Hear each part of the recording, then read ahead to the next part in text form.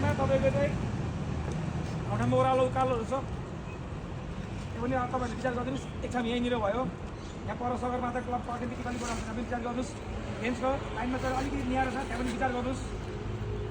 विकास पछाडि अलिकति हुनु छ त्यहाँ पनि विचार गर्नुहोस्। बुझ्छ हजुर? स्टार्टिङ पोइन्ट यहीँ हुनेछ तपाईँको फिनिसिङ पोइन्ट सिलिङको हट अगाडि हुनेछ। गइसक्यो हजुर? जम्मी 4 चक्कर मात्रै हो। 3.2 km विथ 16 kg गइसक्यो हजुर? सबैले अघि नापिसक्नु भएको छ। भरे कसैले पनि तपाईँहरूको सामानहरू चाहिँ यताउता गर्ने छैन, मिनिङ हाल्ने झार्ने छैन। भरे पनि फेरि तपाईँको चेक हुन्छ। बुझ्नुभयो? पैसा छ हजुर?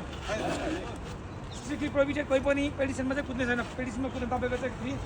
महँगो खुट्टाहरू हुन्छ नि बिग्रियो भने फेरि थल परिन्छ। थल पनि भन्दा बरु ढिले होस् राम्रै होस् बिस्तारै तलबाट जानुहोस्। हुन्छ हजुर? हरेक चक्करमा टाइमिङ भनिदिन्छु, तपाईँ ढुक्क भएर कुद्नुहोस्। लास्ट चक्कर भाइ लास्ट चक्कर नम्बरी भनेर फेरि तपाईँ भर्खर भनिदिन्छ।